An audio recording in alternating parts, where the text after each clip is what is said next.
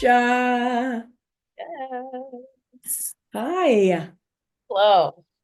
We are at, oh my gosh, I can't believe it. This is our fourth, uh, what do we call this? Program. Let's just call it a program of Chicks No Dicks. Like we say, it's not that men are not welcome here. You just don't be a dick. And Yep. don't be a dick women either. Yep. No dicks allowed. Be your Really fan. cool chicks. Yep. Feminist men, whatever you bring it. But we're here to talk about, oh my gosh, I can't believe we're going to talk about the Super Bowl. Yeah. My faith has been restored. Thank you, football gods. Thank you. That is so funny. All right, let's just dig in. Tell us everything. Well, Casey, they have been exposed. We see how they play when they are in favor, when it's just a nice, clean game.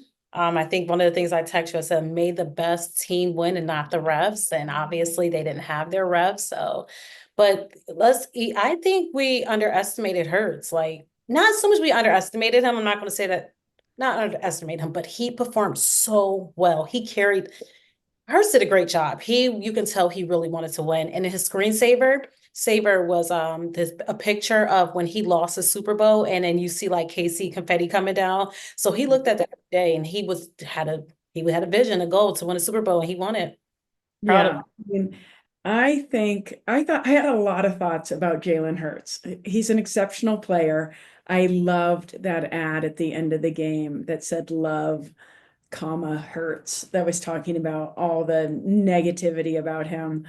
I wonder what they had for Mahomes on the flip, because there were two ads made, whatever that was, there were two of them made.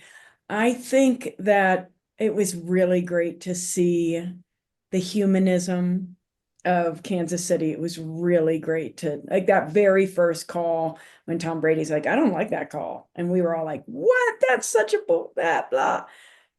It was good to see that that wasn't that kind of game. yes. And it was a shock. It was a shocking game.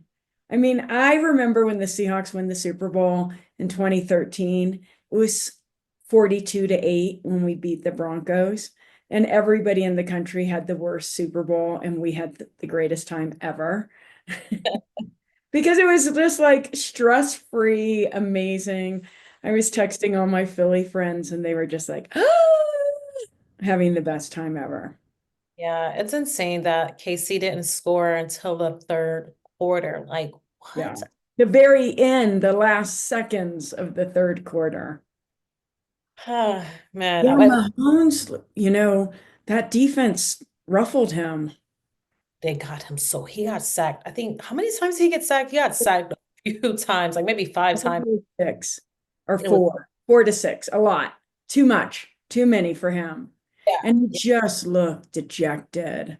Like yeah, when the opening drive of the second quarter, because you thought, okay, it's 34-0. Very hard to come back from that, but not impossible.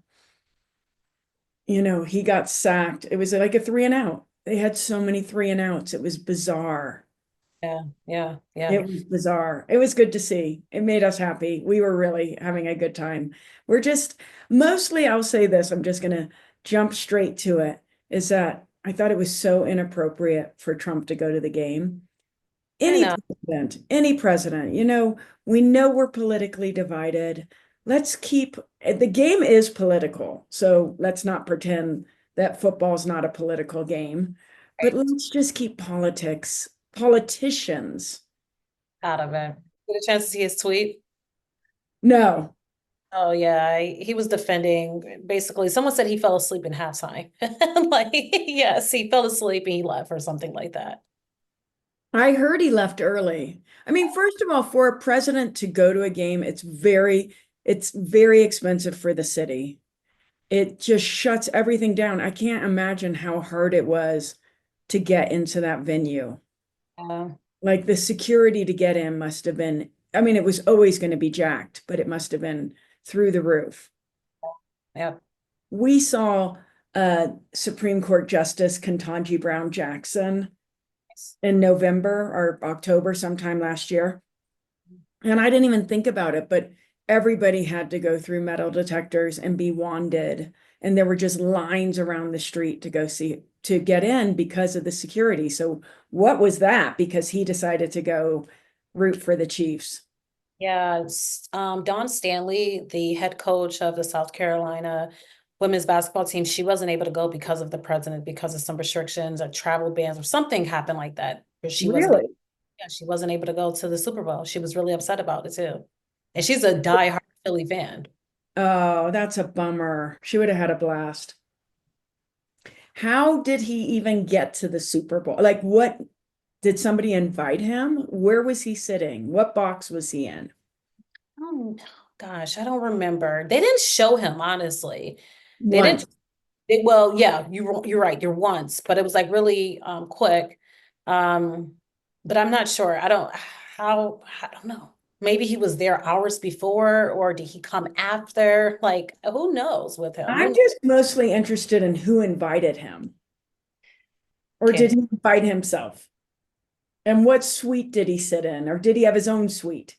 Oh, did Trump talk about football his last presidency? Like, I don't recall Trump ever being a football fan to the Well, point wanted to go to the Super Bowl. I think it was just arrogant of him to say, like, hey, I'm going and KC is going to win. Here I am. It was so arrogant. It was unnecessary. Like, why did you have to go to that game? And then they lost. That's what you get. that's scrotum, bottom dweller.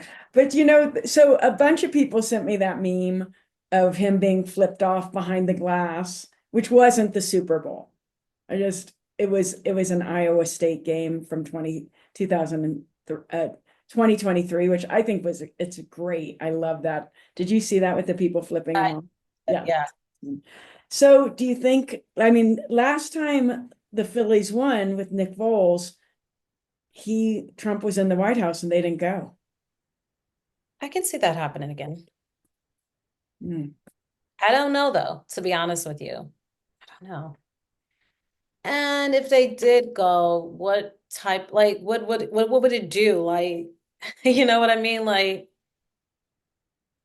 I don't know. I hope they hate him.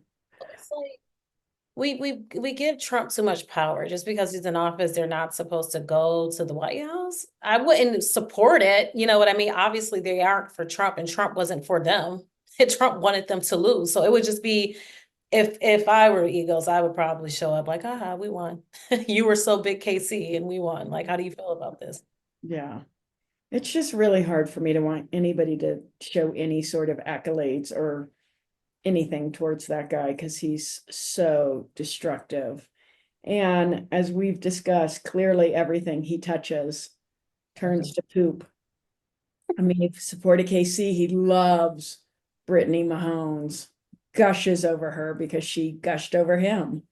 But Yep. you saddle up with Trump, your life is going to be poo. Yeah, it backfired both in their Yeah, favor. backfired for sure. What did you think of Kendrick Lamar?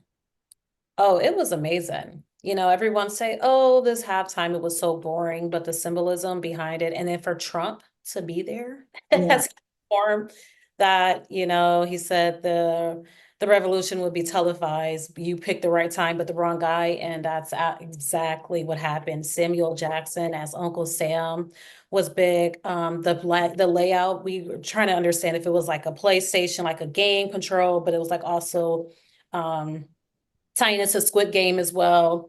You see the people lined up, like the black men, they're wearing white, red, and blue as the American flag, and it's divided. It was just so many symbolisms in there, and it was something that's neat, especially with Black History Month. Like that's the way that we celebrate. But yeah, I thought it was great. It was amazing, and the fact that he was a headliner. The only artist is the headliner. Like no one has done it before, so it speaks volume. And yeah. great career is probably over, but it was great. Nonetheless, it was great. I I think it would have been really good for people who don't have a connection into him because there's a lot like Mhm. there's a lot of older people who watch who aren't paying attention to hip hop culture and have no idea about Drake and this whole shebang-a-dang. But if they could have had, it would have been easy to turn on closed caption so you could follow along, or something would have come afterward where you could, because my dad was like, "What?"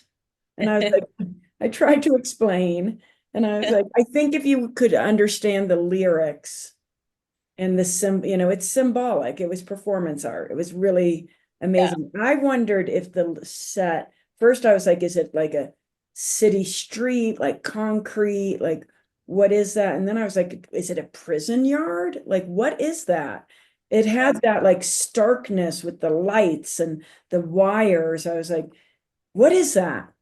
Yeah, and it was a prison yard, and then it was like, I don't know if you remember, Samuel Jackson was like, "Oh, you're bringing your homeboys," you know. He was like, "Deduct one life," is just showing that when Black people are gathered, just to showing the representation of that, there are threats. So then we're, you know, America's afraid, so now we go kill them, and then now they're in jail. You know, it's just showing that how that's taken away, like just to break away their culture, break them apart. So yeah, it was a prison yard. I've heard it was a prison yard, and it was also, I don't know if you realized it was like a street light and a guy was sitting at the top of the street. Yeah. So yeah, it was a lot of symbolism in there. The set was, And also Samuel Jackson hates Trump. yeah. Like so vocally cannot stand him. And if Mm-hmm. Trump did fall asleep, dumpy Trumpy fell asleep, that guy's old. Yeah. Probably pooped his pants at the same time. Yeah, it was too much for him, You know probably. he smells terrible, that Mm, guy. Like he has the worst breath ever, I ever. can, and he probably didn't So look okay, but yeah, I can what see did that. you think about, we talked about this a little bit last week about, them getting away from end racism to choose love. Mm. I think it's tying into, I can look at it both folds. I think it's tying into like just dismantling DEI, to be honest with you. Yeah. But then when you talk about choosing love, don't, isn't that what end racism is about too? So it's just a wordplay, if you ask me. It's not directing minor, like browns, blacks issues directly, but we're just going to put her in this umbrella, like just choose love, you know, that falls under everything. But we do need those direct, um, you know, initiative and things like that. But I think it's just a way from them following along with DEI, obviously, because they know that they have a divide, as you said, like politics already divide us. Yeah. Um, there's you know, people who is it racist and whatever, but they are now following the country like, oh, well, you guys are still have this DEI initiative. Why should we follow this or why should we go along? So just to keep it simple, plain, still have a message, choose love, which isn't necessarily bad, but it does speak volumes. It feels really waterlogged to me. It is. Yes, Very, choose love, but that yeah, yeah, duh. yeah. Like what else we should choose hate? Right. One of the things that there's two thoughts that I have. One is it was interesting that so many of the ads, Nike predominantly, then Dove, like these ads that were the breast cancer ad, like Yeah, these really empowered, the breast cancer ad was super phenomenal about objectifying breasts and yeah. then making it about, all the women. I can't even remember the stat. 1 in 10 women will have breast cancer. I think it might even be higher. It is. Um, but mostly what I like, it did feel like the ads were like, especially the Nike ads were a slap at Mm, what's going on culturally. But what I think, this is my second thought, is that diversity, equity, and inclusion is such a broad category that people have decided just means uh, minorities and women, when yeah. actually it means having ramps and sidewalks for handicapped people. Mm, Wolf mm, was telling me it means having seatbelt extensions for people who are overweight on airplanes. Like mhm. it's so many, it incorporates and encapsulates so many things, but people have called this DEI thing an advantage. And like we're not picking the best of the best. It's actually, let's invite everybody in so that we Yeah, have the best of the best. And that's what the Nike ad was really about, was this idea that, you know, women have been told, no, not you, there's no place. And yet all these amazing, fierce, phenomenal athletes that get more viewership than the men. yeah, Like yep, the NCAA women's basketball had record viewership. yep, yeah, yeah. Same with the US World Cup. Mm-hmm. You know, those more than the men. And the US World Cup team is so much stronger than the men's US team. Yeah. Yeah, you're right about that. Yeah. Yeah, I mean, they win. So it's this weird thing that we're still in this ideology that we can't have women at the helm. You got to keep patriarchy. That's the only way, right? It's patriarchy. That's what got us in this position and why we're here now, even dealing with people like Trump, racism, and all those things, patriarchy, and then follow capitalism, so Yeah.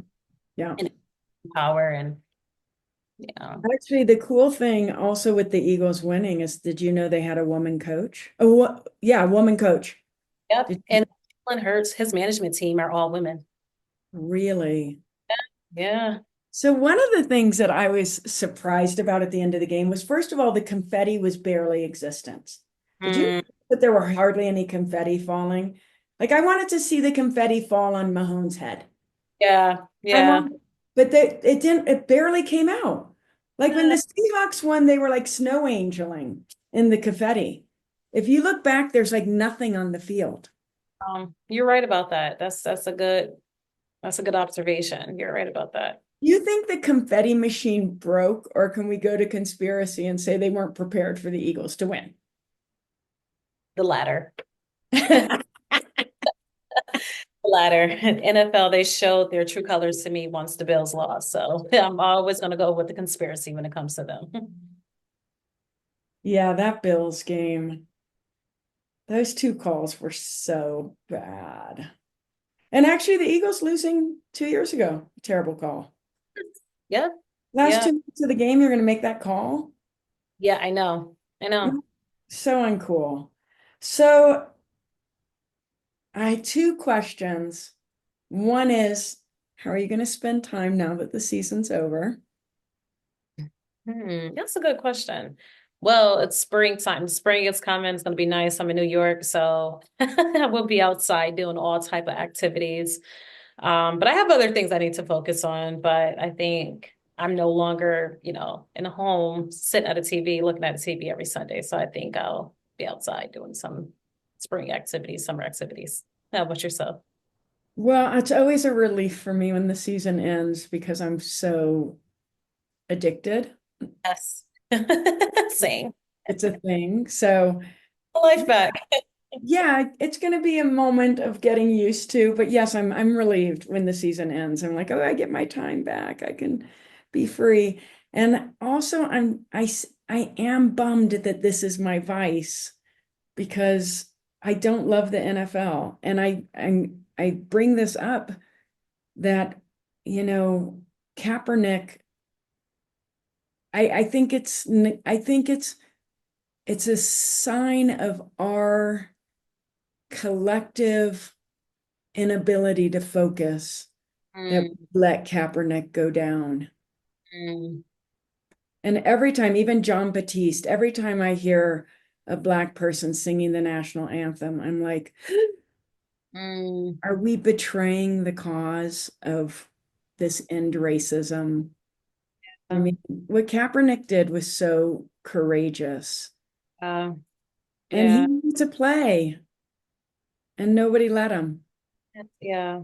Yeah. And then we let guys like, what's his name, who had all those sexual assaults, the Browns QB that got hurt. We never can remember his name. Maybe that's a great thing. Yeah. We Uh, let Michael Vick, who was a terrible, inhumane to dogs, all these guys that have domestic abuse. We let them play and we let Kaepernick go down. And then I wonder, like, what am I made of? that's fair. And I Yeah. think when we talk about political issues and just we also forget and we take out, and I think that's why it's been so difficult for us to progress because what we don't address is the human complexity. Like we are humans, we are complex, we have different emotions, different feelings, and we live in a gray area, you know. And yet Kaepernick did exactly what he was supposed to do. And as we're talking about it right now, guess what we're going to do next season? So watch football. Right, Because you're We're going to still watch football. Still gonna watch football. Knowing about the CTEs, knowing everything we know, we're still going to watch football Football. because it's amazing. It's great. There's good and bad with everything, and I'm not justifying for it. I'm not, but you choose. Like some people still eat beef and it's killing us. Yeah. You're still gonna eat your beef because you love your steak, right? Yeah. Yeah. I guess what I wonder, and I wonder this often, like, at what point do we say no more to something? I'm not going to say it to football. Look, I have had friends that have given me so much grief for loving football. I just don't talk to them about football, but you know, it's it's an amazing sport, and it's a deadly sport, and it's a dangerous sport, and it's all the gross things that it can be, and it's phenomenal, and it's unifying, and it's tribal, and it's primal, and It's tribal. It brings us it's together. it's tribal and like crazy. And what I want, like, so football season's ending. I don't want our little show to end, but I think when I think about what is enough, when is enough enough, it's when things are cruel. And Yes. so when I think about Kaepernick, I'm like, that was unduly cruel. But what I think our work is to keep calling out what's cruel and Yeah. to be more kind. Yes. Agreed. We're going Agreed. to choose love and end racism. Yes. I agree. I Yeah. agree. Well, any last thoughts? We talked about so much, the season didn't end the way that we wanted to end, but I like the outcome. Oh, going back though, the end of when we said we're gonna call it enough, I feel like if KC had won a Super Bowl, we would have had enough. Right. Like we would have been like, That's when we would have called, we said enough of this. so unjust. But yeah, no, this has been great. And this is a way for people, regardless, like you said, football, it comes with the good and bad, but it also brings us together to connect, to have these type of conversations. So let's use it for the good, for the kind. One last thought. One last thought about Taylor Swift. Yeah. But this is the good. I want to talk about the good. Booing Taylor Swift is not good. No, She's a player's girlfriend. exactly. She has nothing else to do with the game. And even the meme I sent you yesterday about her calling Roger Goodell and rigging the Bills game, afterwards I was like, you know what? Leave Taylor Swift alone. She's done good. She's made so many people happy. She created sub-economies for people. She pays her Teamsters. She paid all these truckers 100 grand bonuses. Like, leave Taylor Swift alone. Let her have a romance with Travis Kelce. It's nobody else's business. Okay, so can I play devil's advocate? Because Sure. everything that you're saying, but I was just watching a video, and a few KC fans were being bullied by the Eagles fans. And you know what? They're not saying that it's right. Not saying right, but this is just the game. Case she's with Kelsey. Not Yeah. saying it was wrong. I mean, not saying that it's right because I don't agree with it because she didn't do anything. But Taylor, a big girl, she is to be expected. She knows what she's not who she is because she's letting a little boo get to her. But Yeah. I just want people to behave better. we have to. I agree. But Behave that's better. And on that note, if you like what's happening here with Chicks No Dicks, hit like, hit subscribe, and please share.